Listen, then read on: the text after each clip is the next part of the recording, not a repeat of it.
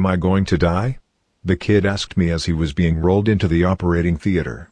It was a question I'd heard 1,000 times before, but answering it truthfully hadn't become any easier, even after years at the hospital. "Of course not, we're gonna fix you right up," I lied. He'd been crushed in a horrific car accident, and though we would put all our effort into saving his life, hope was a limited resource. The fact that he even remained conscious despite losing most of his blood was bizarre enough, but after 10 years on the job nothing surprised me anymore. The anesthesiologist quickly put him under while we scrubbed in for surgery. Damien would be the surgeon, a specialist in polytrauma cases, and I'd assist. No sooner had we opened him up before we shared a look of disappointment. There was no chance in hell he'd survive through surgery. Despite our lack of faith, we tried our best, but after only half an hour on the table, his heart gave out. "How was he still alive when he arrived?" Damien asked. "He pronounced the time of death and left us to clean up the mess.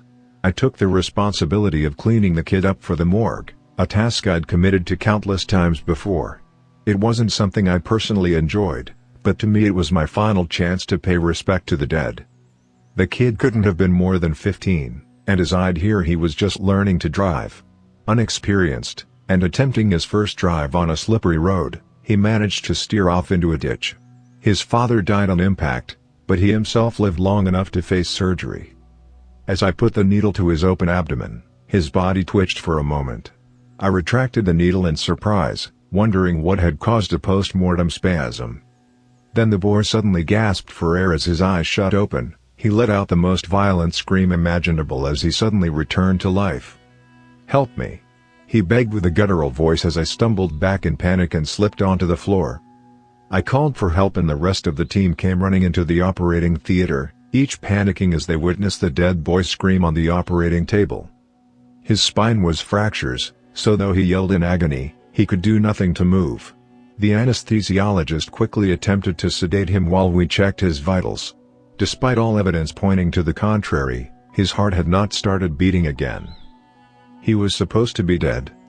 I started chest compressions, desperately trying to get his heart going. I cringed to the sound of his ribs cracking beneath my hands, and the boy's screams turned to gargles as he was unable to gasp for another breath. "He's not going under," the anesthesiologist yelled as he gave the kid a second dose of propofol.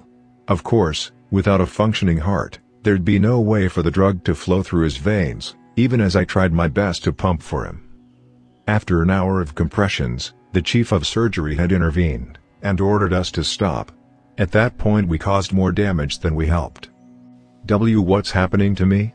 the kid stuttered, still conscious. None of us responded. We couldn't find any words to describe the horrific sight before us. Most of the staff had left due to the sight.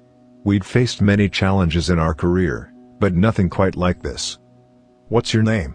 I asked, despite already having seen it in the file. I just wanted him to focus. "Brian Dawson," he responded. I took a deep breath, doing my best to keep my composure. "You were in an accident, Brian," I told him. His eyes darted frantically around the room as he started to realize where he was. He tried to lift his neck, but due to the spinal fracture he was completely paralyzed. "I can't move, I can't move," he cried. I walked closer, standing directly above him. "Brian, your heart isn't beating," I said. The chief of surgery, George, grabbed me by my shoulder and whispered into my ear. "We need to isolate the ore. Whatever is happening here is beyond us, and it could be contagious," George said. He rushed into the preparation room, picked up the phone. Through the glass door I couldn't hear what he said, but I assumed he was calling security to shut down the ward. What about my father?" Brian asked, trying to hold back tears. I was taken aback by his question. I just told him his heart was destroyed, and that was essentially dead, yet his first concern was regarding his father. "I'm sorry, Brian, he died on impact." He sobbed quietly. "So, what's going to happen to me? I'm going to die, aren't I?" he asked. I didn't know what to say. I'd never been in any similar situation, so I just gave the only answer I thought might be of some comfort. "You're not alone, I'm staying here until the end." George had been quick to shut down the operating theater. and the Center for Disease Control had long since been alerted to our situation. We had nothing to do but to wait, and pray to any god that Brian wasn't contagious. I had already been exposed, so I examined Brian, checking for any chance of improving his situation. "Can you feel this?" I asked as I checked all his limbs. "Not a thing," he responded. "But, it hurts so much on the inside." "Where exactly does it hurt?" I asked. "Everywhere, please do something," he begged. I gave Brian a dose of fentanyl, but without a heartbeat to move the drug around, I had little hope it would take any effect at all. To keep him distracted from the pain, I asked mundane things about life, what his hobbies were, family stuff. He was smart enough to realize my intentions, but went along with it, either out of fear, or because he actually hoped someone could save him. Hours passed while we waited for someone to tell us what to do. Half the surgical staff had been put into quarantine, terrified that they might be infected. Finally the CDC arrived on scene, fully geared in hazmat suits. They allowed us to roll Brian into his own space. A pre-operation room had been evacuated, so he could stay somewhat comfortable. The rest of us would be put into the surgical office while the situation was being assessed. I decided to stay with Brian. No one should have to suffer alone, especially with the CDC agents probing him with all sorts of needles, enthusiastically taking samples. The only reason they allowed me to stay was because I kept him relatively calm. We talked through the night. After the procedures were finished I couldn't sleep, and I doubt Brian was physically capable of it. "My eyes feel a bit weird," he said. "Do they hurt?" "No, the edges are just kind of blurry, it's weird." I left to talk to George, who was still working around the clock, calling around, making sure the other patients were redirected elsewhere. "What if we put the kid on a heart-lung machine?" I asked. George put the phone down for a moment and sighed. "Then what? He has no functioning liver, his aorta is cut into pieces and his intestines shredded. Even if we got him a new heart, he'd never survive." George responded. "Just keep him company while you can." I knew he was right, but some of my professional knowledge was put aside due to the insane nature of the situation. "Doctor!" Brian shouted. I rushed to his side. I can't see," he stuttered. I pulled out a flashlight and examined his eyes. Both pupils were unresponsive, and his eyes had started to almost deflate, which was one of the stages of decomposition. Brian had started to rot. "Please, I'm so scared." Brian was a brave kid, but he started to lose his composure just like everyone else in the ward. I kept talking to him, but the inevitable truth was that if he kept decomposing, he'd soon lose all his senses, all the while being conscious to experience it. As horrible as it might sound, I begged that it might finally allow him to pass on. We kept talking. I asked him if there's anyone he wanted to call, but as I already knew from the others, Brian's mother had died during childbirth, and his father had been in the same accident as himself. As we talked, Brian's voice kept getting louder, as if he was struggling to hear. "Are you hearing me all right?" I asked. "What did you say?" Brian basically yelled. His hearing had deteriorated within minutes, going from impaired to deafness, before I could even begin to help. With him being blind and deaf, we no longer had a way of communicating. No matter my attempts, I couldn't comfort the dying kid, and the CDC quickly decided that my presence had become unnecessary. Brian kept screaming in terror and agony after I left. For each passing second his own body started digesting itself, and nothing we could do would take the pain away. By the morning, his screams had silenced. I barged into the room, much to the dismay of the agents. Brian was hooked up to hundreds of cables, monitoring his heart, brain, muscles and vital values. Of course, his heart showed no activity, and the decay had progressed to shut down all his muscles. He had quieted down not because the pain was gone, but because he wasn't able to scream anymore. The only part of his body still working was his brain. "What the hell happened?" I asked. "Get him out of here," one of the men demanded. The other man complied, but went outside with me to explain the situation. "You don't have to worry about it being contagious, we'll lift the quarantine in a moment," he said. He looked weirdly somber as he spoke those words. "What about Brian, what will happen to him?" He's still conscious, but he has no respiratory function anymore. So we have no means of communicating. Brain was still alive. Blind, deaf and dumb, he had to suffer in loneliness, unable to die.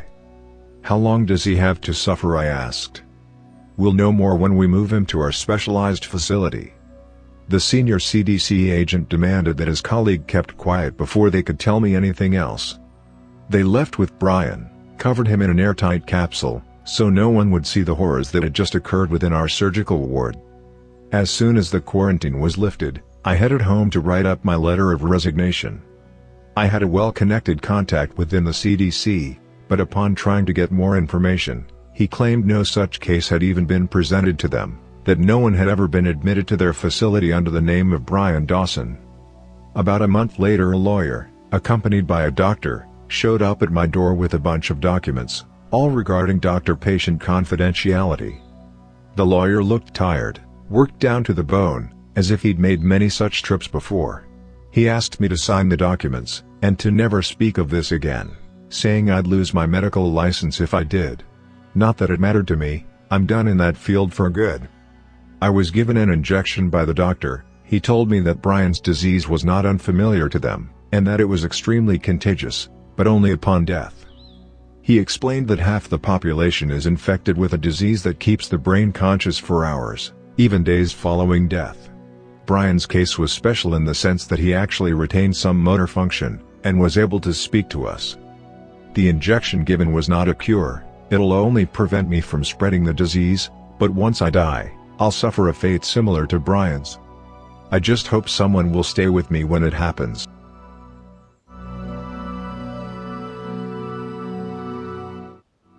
I am a retired private investigator turned real crime blogger.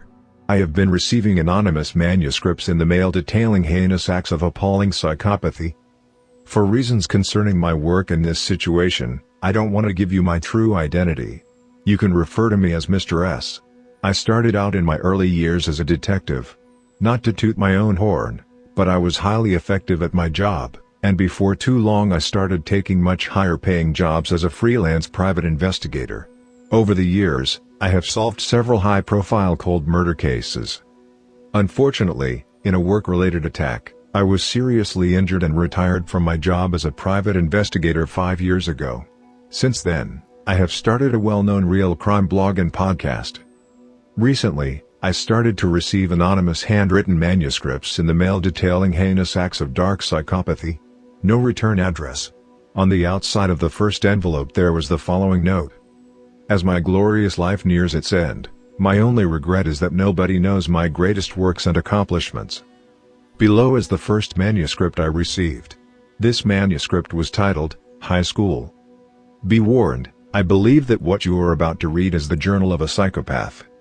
High school. It was my third week at my new high school. I'm used to being the new guy, so it doesn't bother me much. I'm an introvert anyway. I grew up in the foster care system and had never stayed in one place for too long. I wasn't known as a problem child, I just never bonded with any of my foster parents. They could tell, and my lack of attachment always bothered them. They could send me off and hope that their next foster child would give them the happiness they were looking for. The living conditions were usually substandard anyway. Most foster parents need to be needed, so I never took it personally. I never felt like I needed anybody. It's whatever. I was in my junior year anyway, and in just under 2 years I'll be liberated from the system and on my own. College will be all but free, as they practically beg us foster kids to go to college. Nonetheless, I was 3 weeks into classes at my new school, and I had already made an enemy. Jake Pearson. In this suburban high school, these idiots were just like the kids at every other school. A bunch of dudes trying way too hard to look cool and tough to the gaggles of girls who were trying way too hard to stand out by ironically doing the exact same thing that every other girl was doing.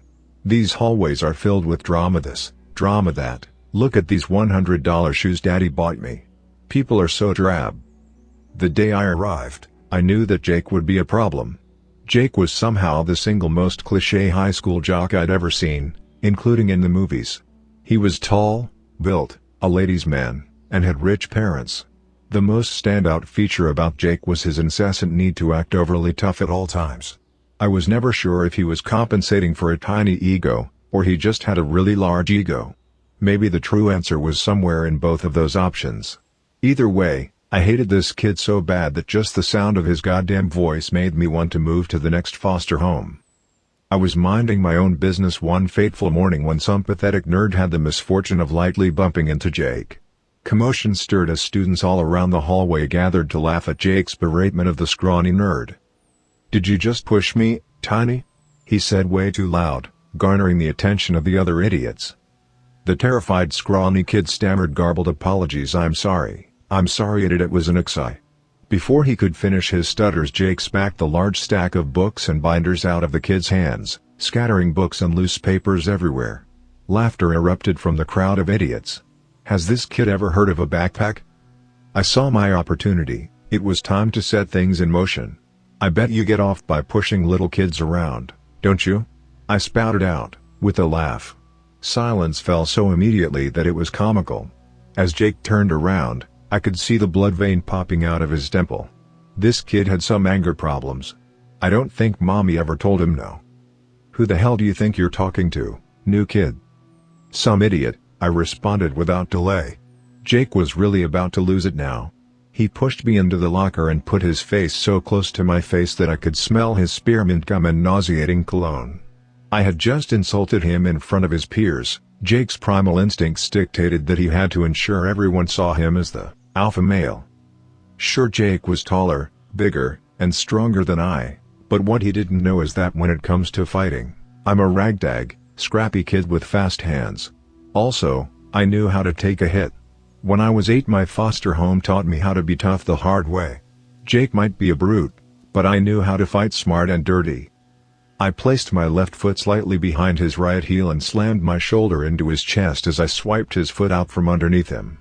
The thud as he hit the floor brought shock to the growing crowd.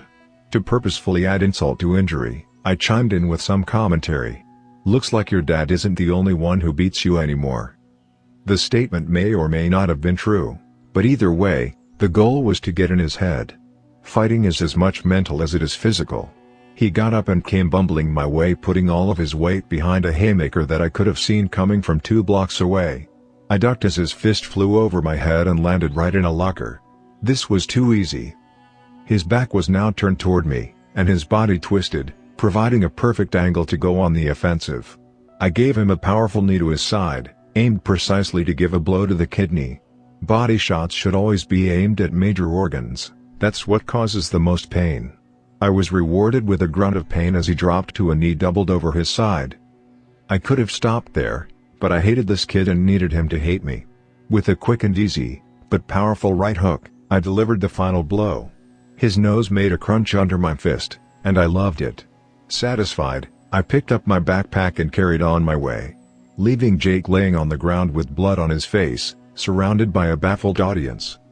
I went ahead and walked straight to the administrative office, helping myself to a chair.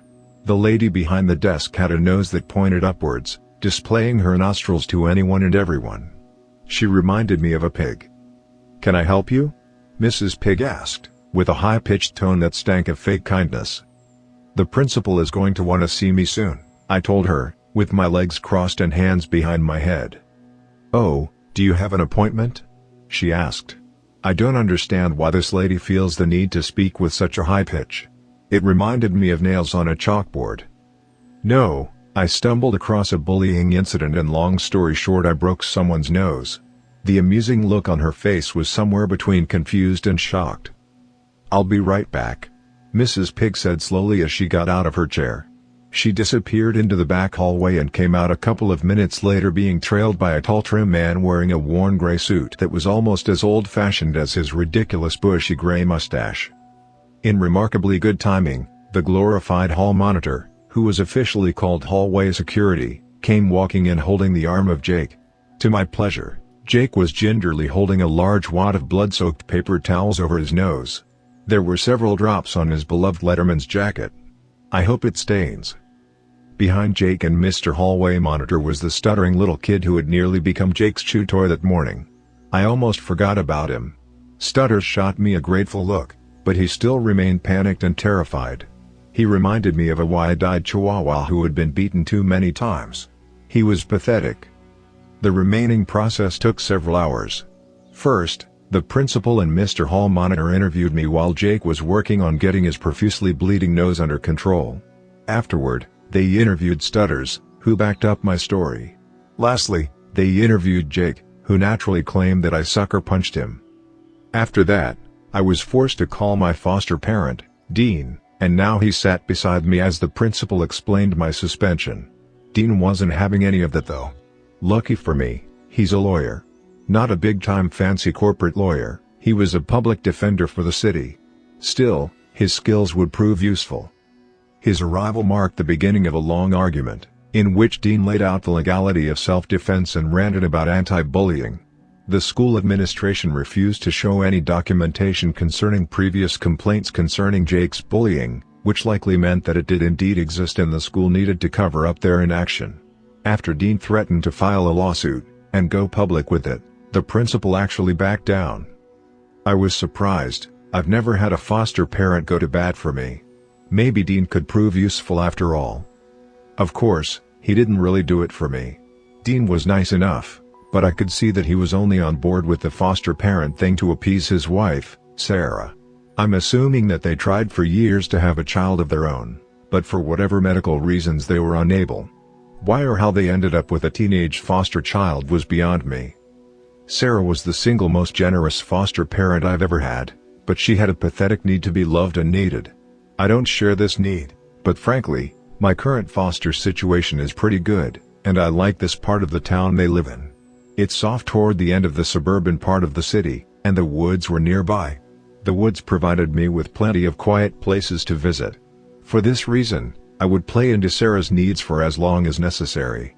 It was too easy to turn on the grateful orphan persona and allow Sarah to feel needed.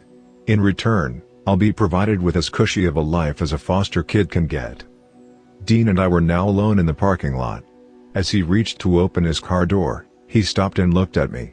"Listen, Rich, oh God, here comes the emotional talk about how he understands that I'm going through a tough time yada yada.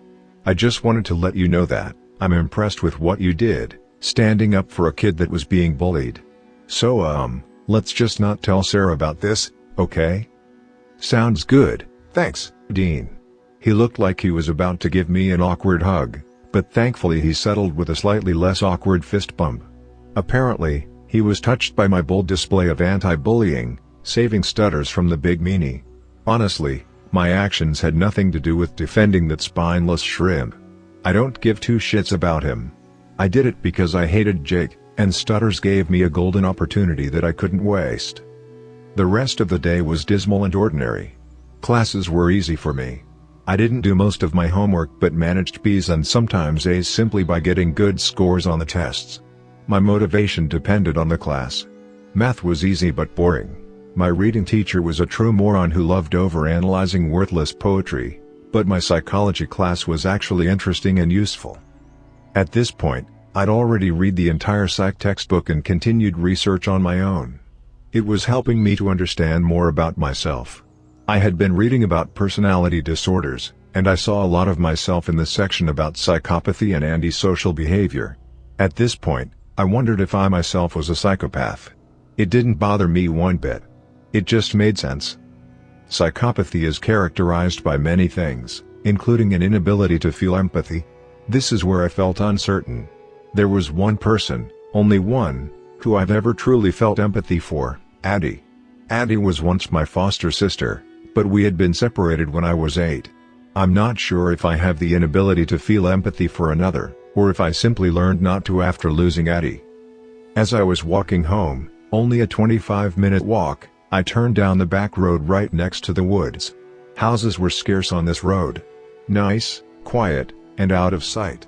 About 10 minutes into my walk, I realized I was being followed by a maroon Mustang convertible. The car pulled up, and out clambered Jake and 3 of his minions. A group of idiots who followed Jake, like little neglected dogs hoping to get a compliment and some positive attention. I can fight, sure, but I'm not stupid either.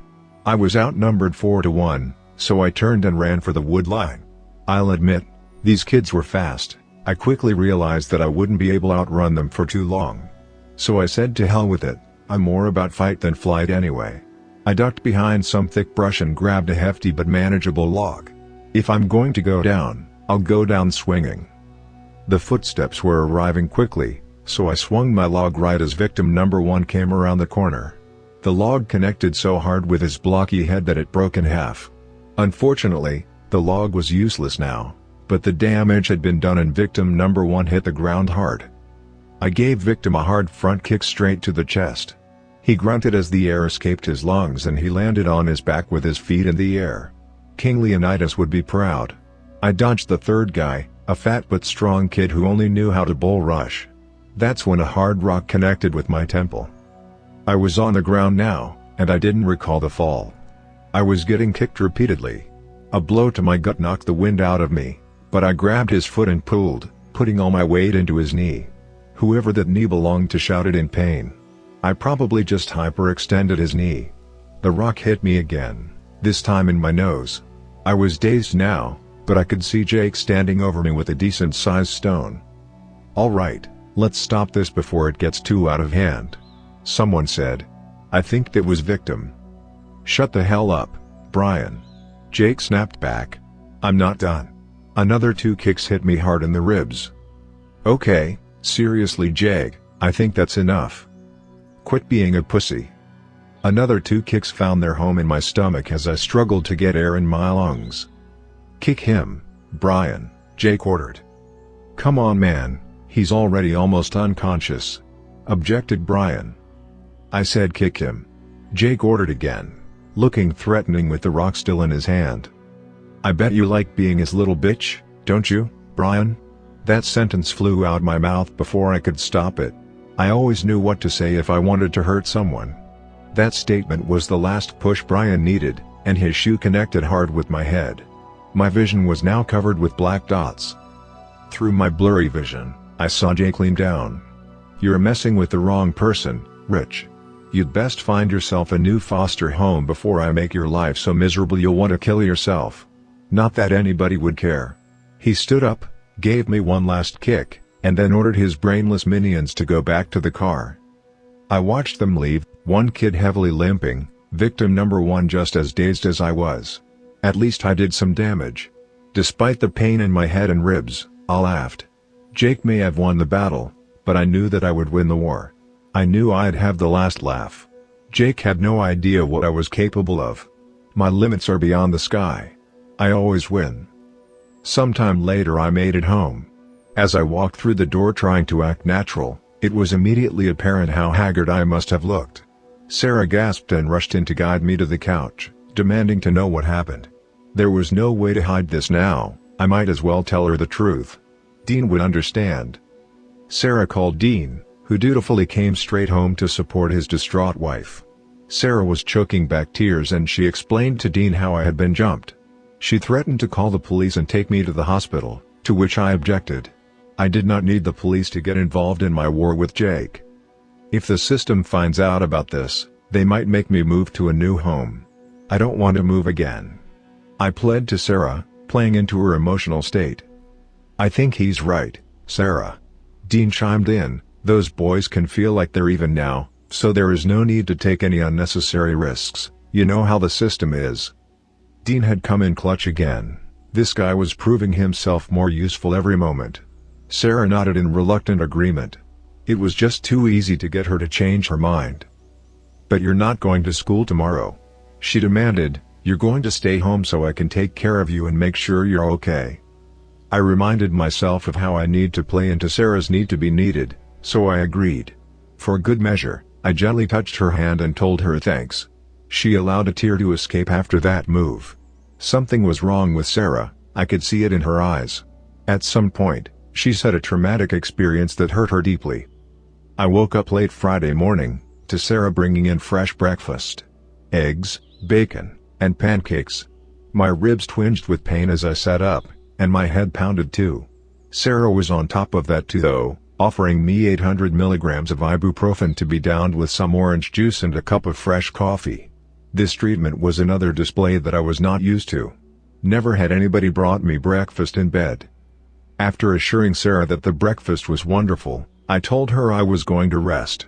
After she left, I pulled out the computer that I had purchased with the money I stole from my last foster parents. I was pretty good with computers. They were useful and underrated tools that most teens just use to stir drama on social media and post stupid fake photos. People are so oblivious to how exposed their personal information is. It took me less than 2 hours to know everything about Jake and Brian that I needed to know. I had his address, his phone number, and learned the fact that the family was on a trip to their lake house for the weekend, about a 5-hour drive away. Probably his parents' attempt to draw attention away from his school suspension. Rich people in the suburbs are all about image. That night, after Sarah and Dean were long asleep, I quietly got ready. The house had a security system that monitored and logged every time a door or window opened or shut. They probably did it because they knew I was moving in.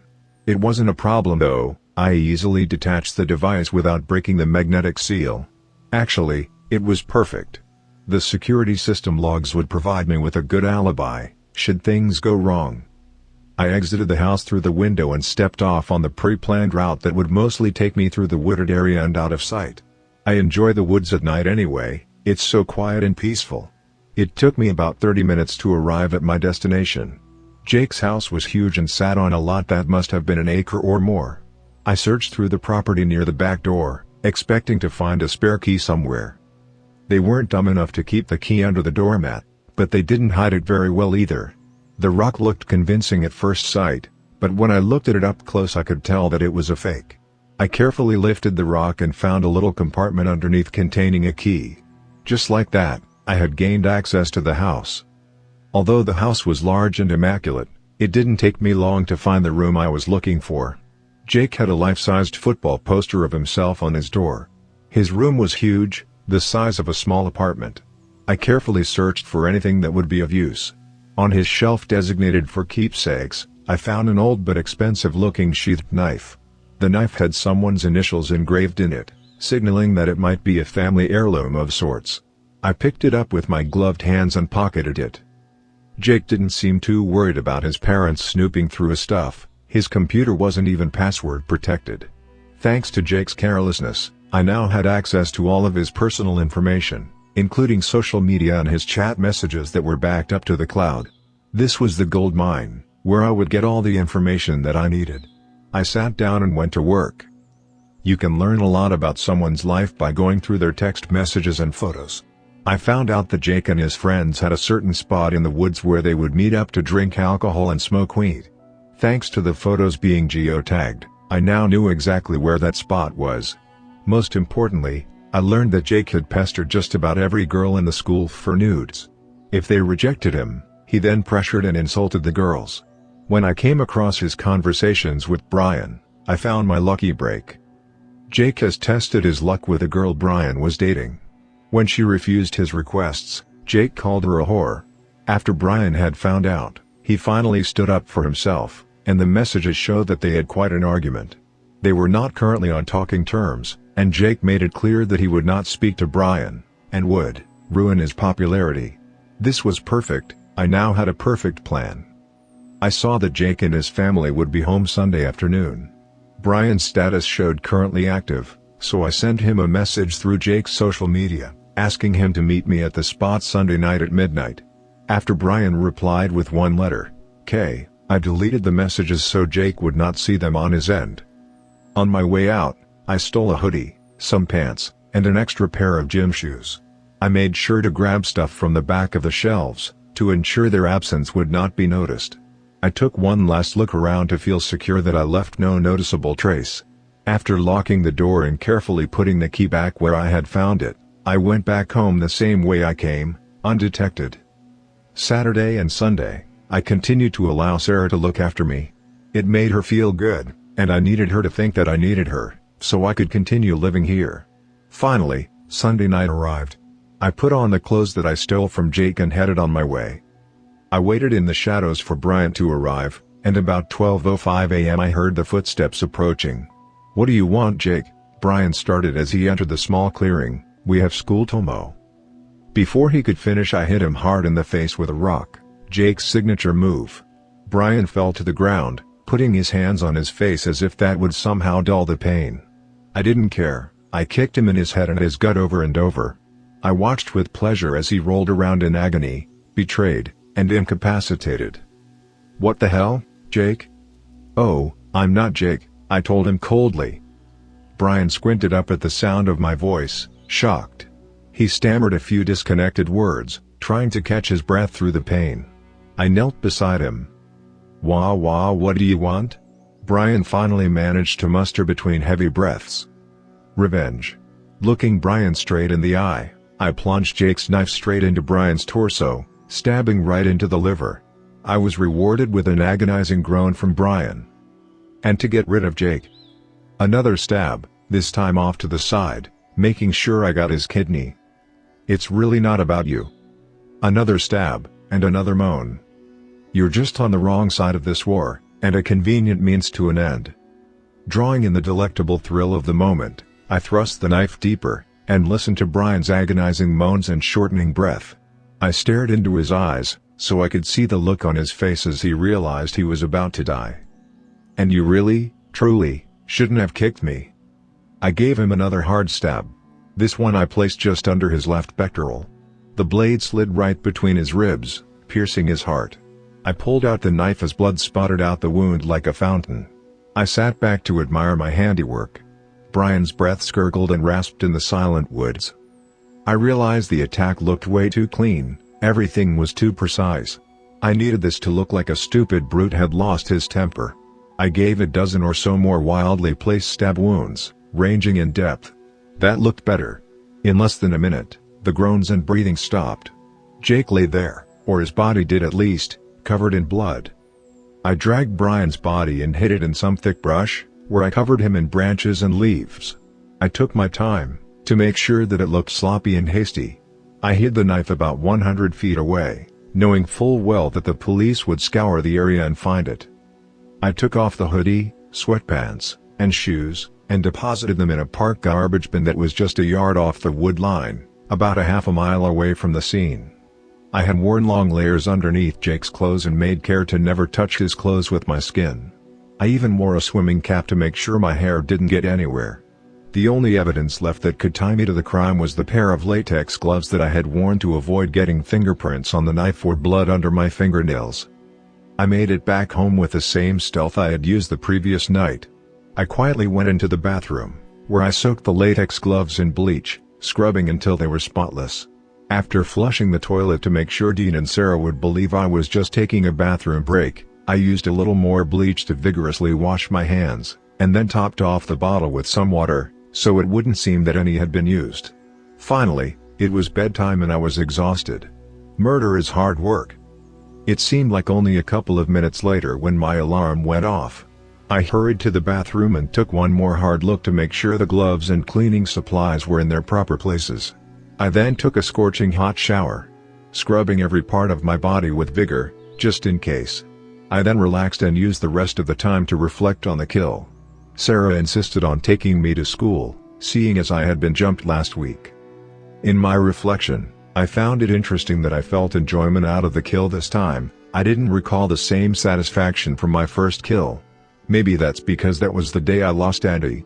I was 8 years old and finally understood what my alcoholic foster father was doing when he was going into my sister's room and locking the door. Andy was only 6. One night when he was drunk, I put his revolver in his mouth and pulled the trigger. The police ruled it as a suicide. I hadn't seen Addie since, because we were sent to new homes that day. She was the one and only person I ever remembered feeling love for. School started the same, business as usual. By the second period, the Gossip News Network was buzzing with the news that Brian's parents had reported him missing. By lunch, it was common knowledge. The best part happened just as school was getting out. I could see, and hear, the commotion from down the main hall. I walked over, peering over the crowd of idiots all trying to get a good video on their flip phones. 3 police were forcing out a handcuffed and panicked Jake. He protested and resisted, but the police overpowered him and forced him into the car. By the 6 o'clock local news, it was a headliner story. Breaking news: Jacob Pearson, a local high school athlete, charged with the murder of classmate Brian Jones. I had a hard time holding back my satisfactory smile, but Dean and Sarah were in the room. I already had Sarah wrapped around my finger, but for good measure I told her that Jake was the kid that attacked me. I put on my best scared orphan face during the newscast. That could have been me who got killed, I told her, forcing myself to sound scared. Her heart melted and I received instant sympathy as she pulled me into a tearful hug. Dean, being a public defender, was in the know. He, also believing I was scared, offered me some comfort. "It'll be tough to defend this one," he assured me. "Jake will be going away for a long time. I mean, the prosecutors have everything. The body, the weapon, fingerprints, even motive. It's like someone handed the AG this case on a silver platter." Indeed I had. It was the next day that Sarah and Dean sat me down and told me that they wanted to push forward with adopting me. I had gained their trust, and more importantly their sympathy. I'd now be able to live in this cushy home with pushover parents until college. Even then, they'd probably send me money and give me a place to stay in the summer. They were good-natured idiots, but useful idiots. What a success my first month in my new home had been. I locked in my preferred living situation and got rid of the only problem with my new neighborhood, Jake. The best part is, Jake hung himself in jail before the trial had even started. The police called it good, certain that Jake was their man, and the case was closed. I still laugh when I think back to when Jake told me that he'd make me want to kill myself. Like I said, I always win. That's where the first manuscript ended. After reading this manuscript, I was unsure as to the validity of the story. I thought that someone may be trying to pull an elaborate hoax on me, maybe to score a spotlight on my website. Or perhaps, more sinisterly, it was an attempt to delegitimize my work and tarnish my credentials. Nonetheless, I was intrigued enough to dust off my private investigator hat and do some research. What I found that this story is, at a minimum, based on real events. I found the news articles about Jacob Pearson, the promising high school athlete that threw his life away by murdering a fellow student. The question I now face is this the true story from a psychopath named Rich, or a simple fabrication based on real events? What do you think?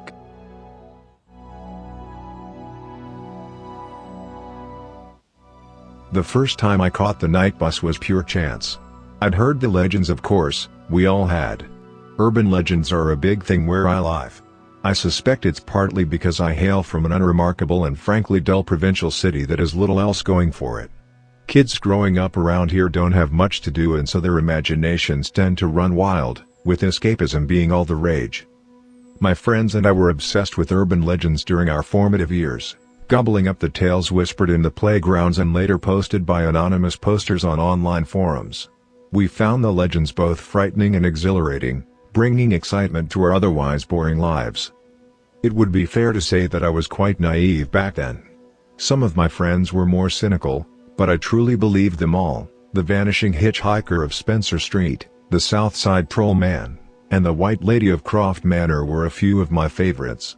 My friends and I took on the role of amateur sleuths, investigating every site and searching for any evidence of these legendary cryptids and otherworldly entities. To my extreme disappointment, we found nothing, no ghosts or ghouls, no monsters, and no signs of anything out of the ordinary.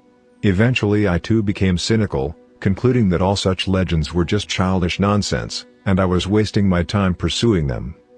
The last bus was another of the local myths that we'd heard growing up, and I'd assumed it was bullshit like the others. But now I know better. Officially, the last bus out of the city center leaves at midnight from the bus depot on High Street. That's the bus which sensible people catch if they want to get home safely after a night out on the town. The pubs and clubs close at 1 a.m., and the crowds of drunken revelers pile onto the streets, fighting over taxis, queuing up for late-night kebabs, attempting a last-minute hookup, or calling up friends in search for all-night house parties. It's the same chaotic scene every Friday and Saturday night.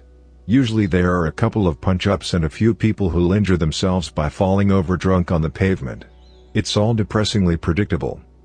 The police will be called out, as will the ambulance crews, and eventually the crowds will disperse, as an eerie silence returns to the darkened streets. Then we enter the twilight hours when all sensible and law-abiding citizens are at home, safely tucked up in their beds.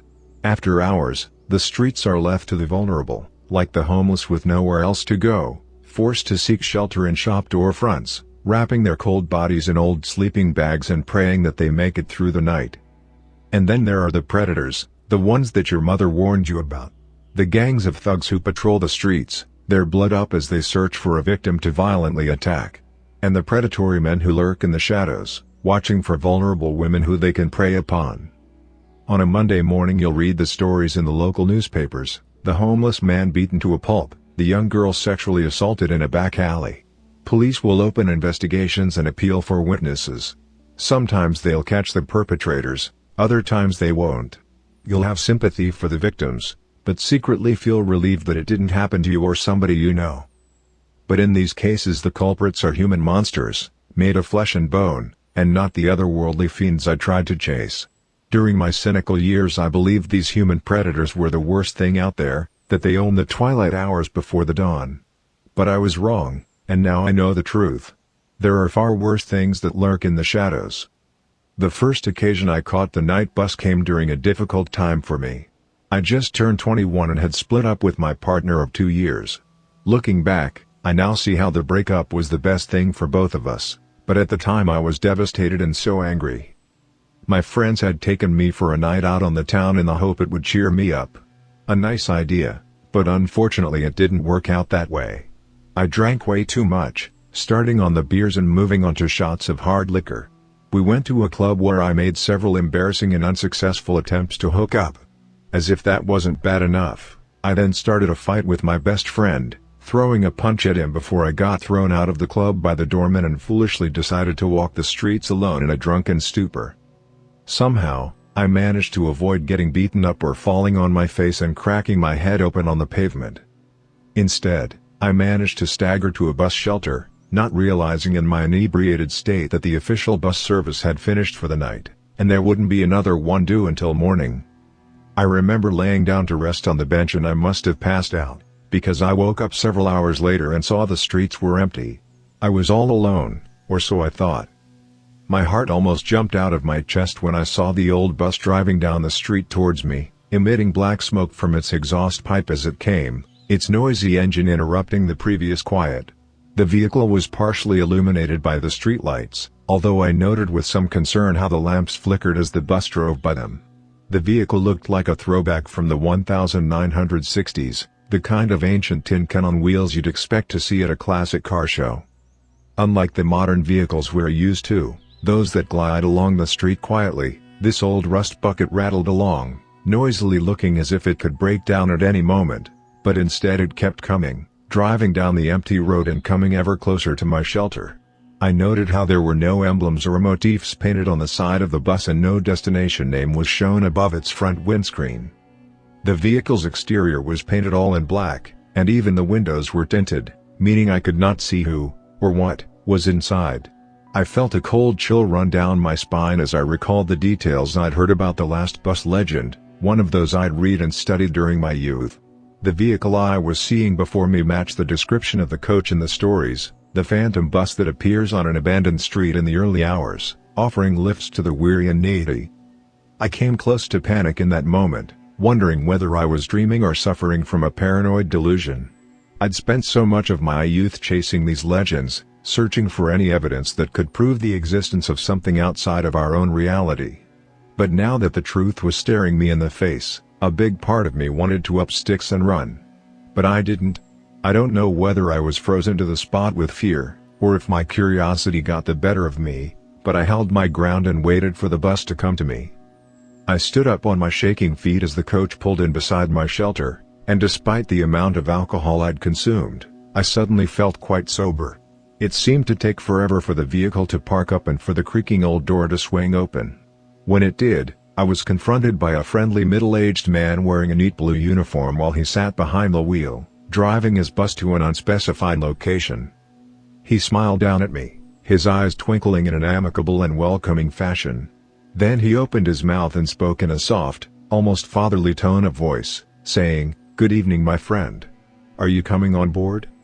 I'd heard about the enigmatic driver before, but nevertheless his appearance and whole demeanor took me off guard. I struggled to find the words to respond, stuttering my way through my reply. Where will you take me?" I inquired nervously. "Home," the driver responded, with a reassuring smile. "I'll take you home, eventually. But life isn't about the destination, it's about the journey. Sometimes you need to take a leap of faith. So, what do you say, my young friend? Will you ride with us?" I'll admit to being scared in that moment, terrified in fact. Somehow, I realized how important this was, how the decision I made right then could shape the rest of my life. I didn't know what exactly would await me if I got on board, but I had a good idea, and it was terrifying. But if I walked away I would never discover the truth.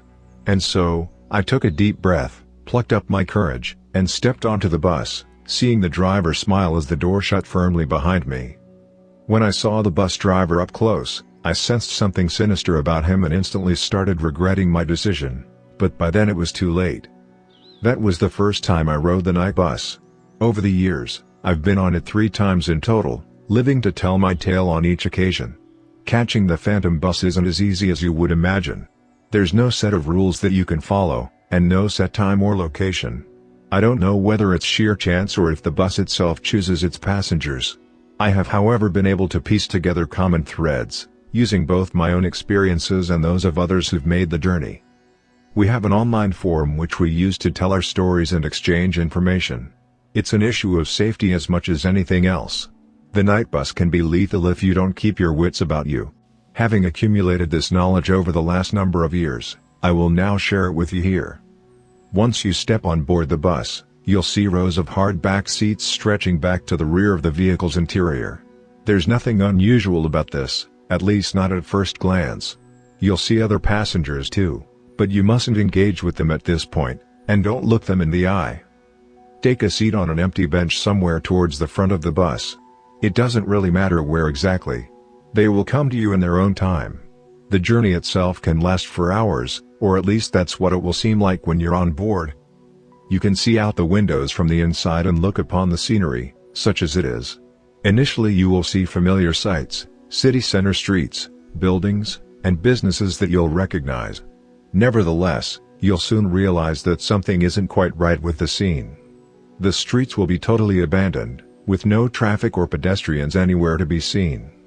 There won't be any businesses open or lights emanating from anywhere along the road. But the further you drive out from the city center, the more bizarre the sights you will encounter. Soon, the tidy streets and well-maintained buildings will give way to urban decay, crumbling structures and ruins, like those of a lost city forgotten by time. Eventually, the bus will leave the city behind and enter what appears to be a dense forest. The narrow road you will follow will be shrouded in darkness, with the only illumination coming from the vehicle's bright headlights. If you glance into the woods on either side of the road you will occasionally catch a glimpse of shadows moving behind the tree line, strange figures and unidentified animals with glowing red eyes glaring through the darkness. You'll see these unnerving creatures for only the briefest of seconds as the bus drives through, and then they'll be gone. At first you'll think it's just your fertile imagination playing tricks on you, but deep down you'll know that there is something evil lurking in those woods. By this point in the journey it should become clear that you're no longer in the realm of the living. I don't know where the bus takes you, but I do know it's not wise to stare out the windows for too long. What lurks out there can drive you mad. And besides, your focus should be on those inside the bus, as they pose the more immediate threat. My fellow online sleuths and I think of the passengers as lost souls. It seems certain that they are no longer part of the world of the living. There's something lacking in them, an important piece that is missing. Once you talk to them, and they will engage with you, whether you want them to or not, you'll see the sadness in their empty, dead eyes. They want to latch onto you because you have what they want, life. That's why it's so important that you follow the rules. Don't let them get inside of your head, whatever you do. There are 6 entities you're likely to encounter once you set foot upon the bus, all of whom have their own unique traits and tricks which they'll attempt to use against you. Based on the shared experiences of our forum members, I have pieced together a description of each one of these otherworldly entities. Firstly, there's the driver, whose physical description I've already covered. The driver's first job is to get you on board. That's why he'll appear to be so friendly and welcoming, enticing you to take a ride on his bus. However, once the door shuts behind you and the bus starts moving, you'll see the driver's smile falter ever so slightly as he breaks eye contact and focuses on the road. Despite this, The driver is a benign figure who plays a small but important role in the events which follow. His job from this point onward is simply to drive. And he does keep his promise to you. He will bring you home eventually, assuming you don't fall foul of any of the spirits during the drive. Like I said, the journey will seem to last for hours, but when he drops you off on your home street, back in our realm, no time will have passed whatsoever. He lets you off, smiling once again and saying, "Have a nice evening. Hope to see you again soon." And you'll be left standing on the pavement outside of your home, bewildered and still in a state of shocked disbelief as you watch the phantom bus drive down the road, before it inexplicably vanishes at the end of your street. After the driver, the first passenger you're likely to notice is the party girl. This is an attractive young woman who appears to be in her early to mid-20s. Her physical appearance will change on each occasion. Sometimes, her hair will be brunette and other times blonde. Likewise, her skin complexion can either be pale or dark, depending upon the beholder. What's consistent is how she's made up and dressed, donning a cocktail dress and high heels, and carrying a designer handbag. Her fragrance is sweet and enticing, but you may also smell a hint of alcohol on her breath. You'll note how her mascara has run, indicating that she has been crying. Nevertheless, there's something in her deep and expressive eyes which will draw you in, an inner beauty and vulnerability that plays on your emotions. It's worth noting that you will be attracted to the young woman in spite of your gender or usual sexual preferences. You'll be unable to take your eyes off her and will feel compelled to take a seat close to her. The party girl will engage with you during the early stages of the journey, distracting you from the bizarre sights outside of the bus's windows. At first, she'll be flirtatious and fun, asking you about yourself and talking about her night out. But soon the conversation will take on a darker tone, as the girl tells you about a tragic event from her past, childhood abuse, a violent ex-partner, or the death of a loved one. The story will vary each time but will always be one of sadness and suffering. Your heart will go out to her, even if you're not usually an empathetic person. Once she's told you her woeful tale, the young woman will ask you to go home with her, to give her some comfort. You'll be tempted, but under no circumstances should you agree to go with her. It's critical that you remember what she is, and what she really wants from you. My advice is to politely decline her offer without causing her undue suffering. The party girl may be a lost soul, but by all accounts she still feels human emotions. She won't be angry when you reject her, but instead will sob softly into her hands. You'll feel guilty, but you must move on and switch seats, leaving the poor girl to her misery. The next passenger you'll encounter sits a couple of rows behind the party girl. We call her the OAP or the pensioner. She's an elderly woman, probably in her 80s, her white hair in curls, wearing a shawl and a heavy winter coat, and with a shopping cart on wheels parked underneath her seat. Her face is wrinkled, and the perfume she wears is quite overbearing, but the OAP has kind eyes and a sweet motherly smile. She'll remind you of an elderly relative, like a grandmother or great-aunt, and you will feel an affection towards her. A woman of her age and appearance is the last person you'd expect to find riding a night bus during the early hours of the morning, and yet here she is, another lost soul trapped on a journey that never ends. The OAP will speak with you in a kindly, wholesome fashion, asking about your life and your family, while also entertaining you with anecdotes from her long and interesting life. You truly will feel at ease talking with her, but you mustn't forget what she really is. The conversation will end with the woman asking you to accompany her home to help with her shopping, or something like that. She'll offer to prepare you something to eat, your favorite meal or snack, whatever that may be, and she'll offer to put you up for the night. Again, you'll be tempted, but you must say no. On this occasion it doesn't actually matter how politely you refuse her offer. Whatever you say or do, she will react with absolute fury, screaming every obscenity under the sun as her face screws up with anger. It's the last thing you would expect from a seemingly sweet old lady, but this is what will happen. As soon as she launches into her hateful tirade, you should leave your seat and move further down the bus, and you would be wise not to engage with her again for the rest of your journey. The next passenger you'll meet is a scruffy middle-aged man known as the drunkard. He sits close to the back of the bus and is perhaps the type you would expect to find on a late-night service. I wouldn't recommend sitting too close to the drunkard, if only because he smells pretty bad, his breath stinking of alcohol and cigarettes.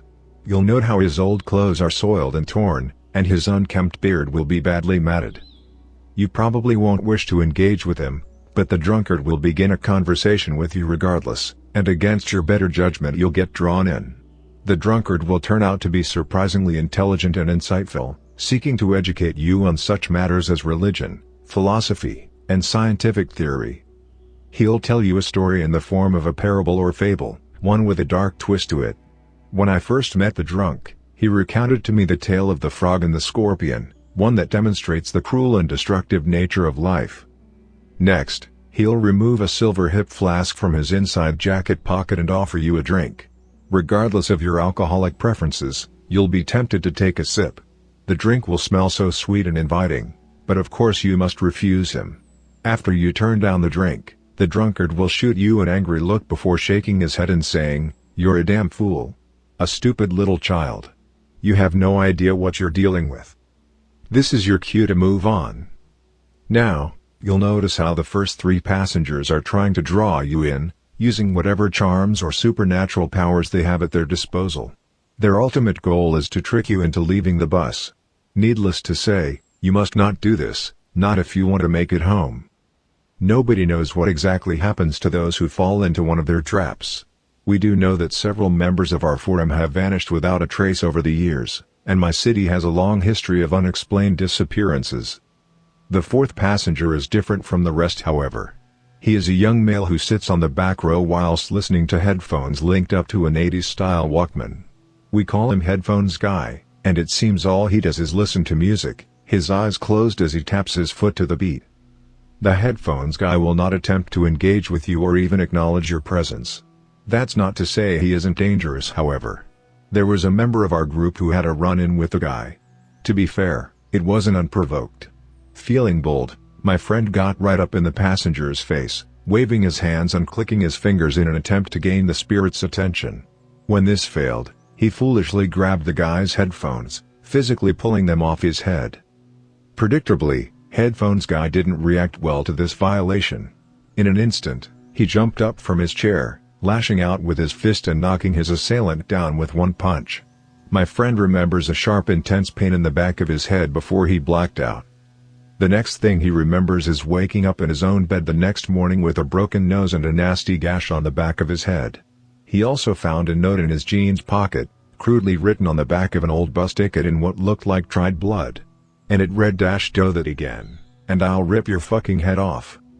Unsurprisingly, my friend never rode the night bus again. I don't know what the Headphones Guy's deal is, but my advice is to leave him well alone.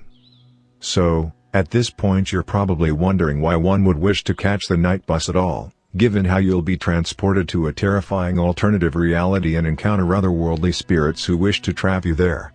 Well, the short answer is that no sane person would, bar a handful of crazed urban adventurers and amateur paranormal investigators such as myself.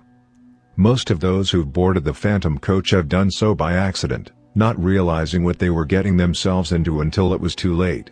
And most of those who ride the bus once have no inclination to do so again.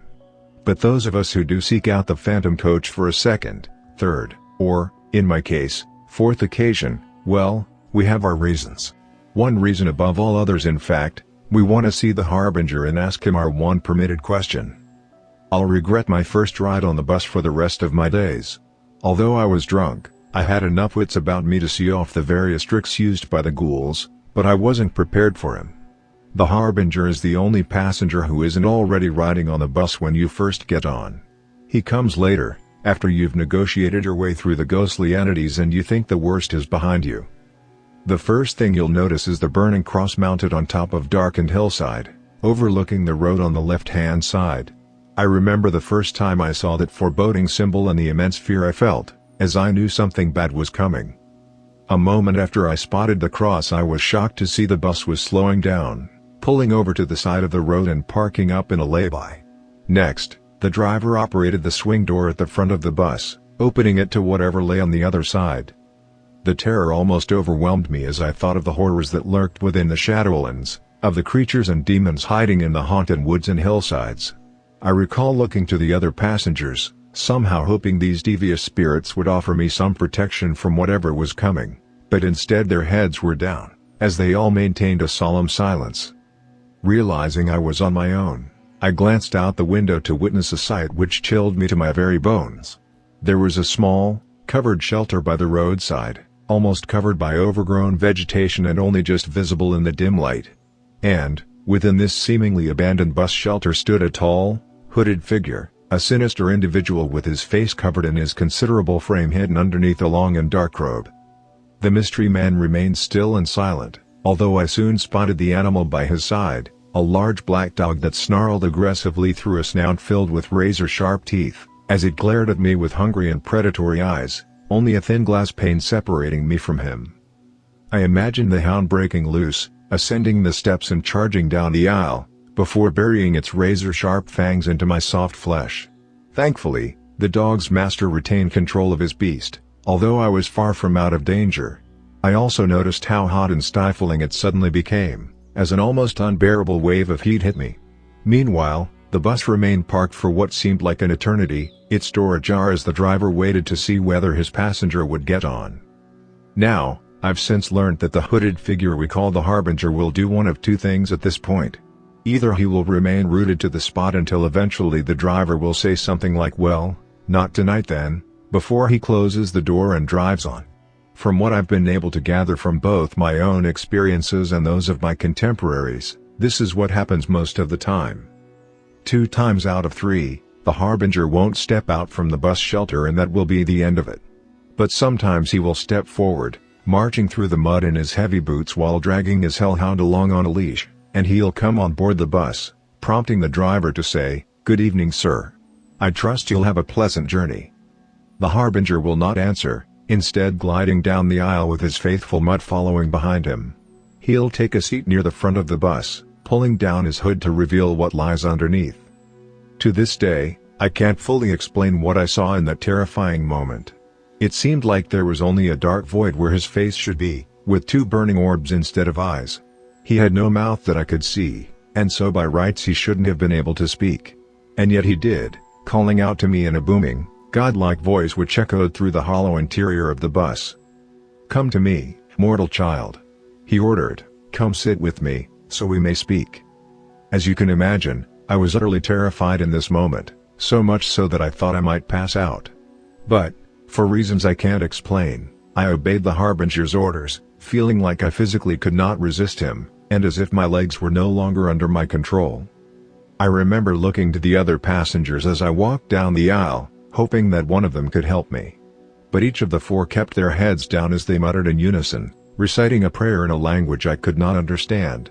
It became obvious that the Harbinger held power over these lost souls and they were all trapped under his spell. Perhaps they were once like us, falling victim to the phantom bus and the Harbinger's godlike powers. In any event, they offered me no assistance in that fateful moment, and I soon realized I was completely at the Harbinger's mercy. I involuntarily took a seat in the row directly behind the Harbinger. His head turned in an unnatural way to face me, as his dog snarled aggressively in my direction, but thankfully resisted the urge to bite me in the leg. I can't really describe how the Harbinger smelled, other than to say he stank of death. The fiery orbs he had instead of eyes stared right at me, and I couldn't look away, no matter how much I tried. I felt like I was on fire, my soul burning under his hateful glare. In my state of abject terror I imagined what this monster might do to me. I reckoned he could kill me with ease, but this was the least of my fears. Instead, I believed I may become like the others, another anonymous lost soul, riding this damned bus for all eternity. In any event, I was powerless to do anything in that moment other than remain frozen to my seat, waiting for the Harbinger to speak. Despite his absence of eyes, somehow I could tell he was looking down on me, that he considered me with total contempt, like I was something he'd stepped in. To this day I don't know whether he was speaking out loud or if his booming voice was only in my head. Either way, I found myself totally transfixed as he spoke his words. "I see another mere mortal has found its way into my realm," he began. I assumed he was referring to me. "I'll confess to having little time for your contemptible and weak race. Nevertheless, I must respect the bravery of the odd individual such as yourself. Not many have the courage to come to this dark place. For this reason, I will grant you safe passage, and I will answer you one question. Ask me what you will, mere mortal, and I will impart to you my infinite knowledge." Now, This is a moment I've replayed over and over again in my mind over the years. I literally could have asked the Harbinger anything: the winning lottery numbers, who killed JFK, the meaning of life. He sees and knows everything, and the possibilities are limitless. One of the guys on our forum asked the Harbinger how he would die and was told that his vices would kill him within 6 months. Well, this guy was an addict, but he left off the Harbinger's warning and continued using. 6 months later, he was dead from an overdose. And then there was a young woman who, at the time of her encounter with the Harbinger, was stuck in an abusive and controlling relationship. She asked the entity what would happen if she stayed with her asshole boyfriend. Well, she was told that her life would end unless she broke off the relationship. This proved to be the motivation she needed to leave him, and about a year later, the bastard was arrested for murdering another girl and ultimately sentenced to life in prison. But of course, I didn't know any of this at the time. I felt nothing but pure terror as I sat frozen to my seat, quaking in my boots as the Harbinger glared down upon me with disgust. In that chilling moment, I could only think of one question to ask, which I stuttered out from my trembling lips: What are you? I swore I could hear the creature scoff with contempt before he gave his answer. My poor child, he bellowed, alas, you humans will never fully comprehend what I am and what I represent. Nevertheless, I owe you an answer, and so I shall explain in the simplest of terms. I am the past, the present, and the future. I see all from where I stand, and yet I have sworn not to intervene in the mortal realm. He paused momentarily, turning his burning orbs towards the darkened landscape outside the window. This world you see before me is my kingdom. My domain. I offer sanctuary to those who have nowhere else to go, giving a home to those lost souls trapped between the mortal and eternal realms. Perhaps you will come here one day and become a permanent resident of my dark realm, or perhaps not. You could have inquired after your ultimate fate, of course, but you choose not to do so. But I have answered your one permitted question and fulfilled my obligation. And now, my child, I will bid you farewell. With that, he rose from his chair and summoned his hound, gliding down the aisle as he made for the exit. I was flabbergasted and in a state of shock. I still had so many questions to ask, and I opened my mouth without thinking. Wait. I called after him, instantly regretting my decision to speak. The Harbinger turned sharply, his orb-like eyes burning ever fiercer, his hound growling as it bared its sharp teeth, pulling on its lead as it tried to get at me. When the Harbinger spoke again, his tone became angry and threatening. Heed my warning, you damn fool. I have tolerated your presence in my realm thus far, but do not test my patience. I can inflict pain upon you which goes beyond your worst nightmares, and I will not hesitate to do so if you break my rules again. I felt all the blood drain from my face, and my whole body shook uncontrollably as sheer terror overcame me. Needless to say, I did not utter another word. Instead, I watched on in shocked awe as the Harbinger glided down the aisle, dragging his snarling hellhound with him. The driver brought the bus to a slow halt to allow the godlike creature to disembark. I began to feel pangs of relief as I thought my ordeal was nearly over, but there was one last twist to his macabre episode.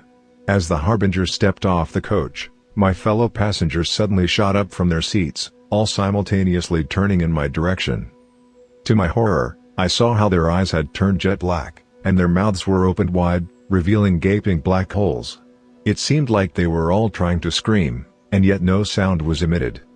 And then I saw what was lurking in the darkened woods on either side of the road, hundreds of fiery red eyes emerging from the tree line, belonging to unholy beasts that howled like wolves in the night, everyone focused upon our bus. I screamed out in terror, fearing that the Harbinger had changed his mind and was summoning his hellish minions to tear me to pieces. The howling rapidly increased in volume, becoming so loud that I was near deafened. What happened next remains something of a blur in my memory. I recall the horrific din, and the pressure built up inside my head until I thought my skull would explode. Suddenly, there was a blinding flash of light, forcing me to hide my eyes underneath my hands. A moment later, I opened my eyes again, only to discover that the beasts had vanished, as had my ghoulish fellow passengers.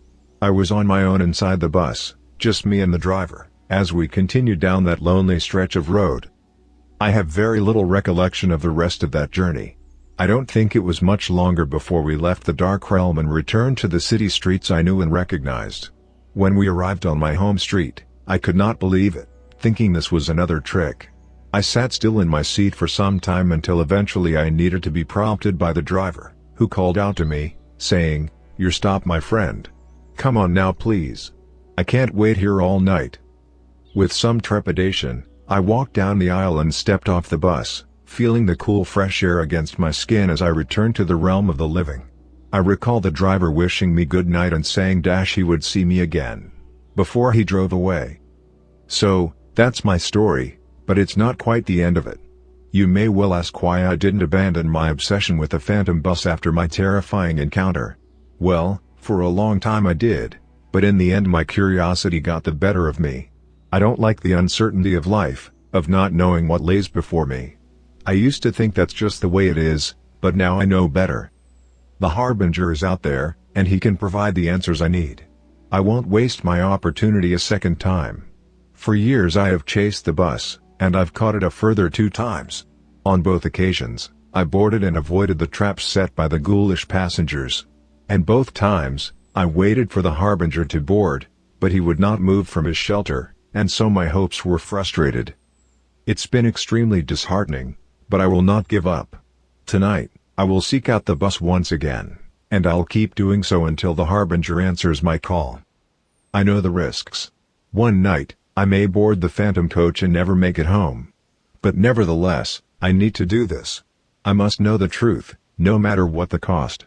Now, if you'll excuse me, I have a bus to catch.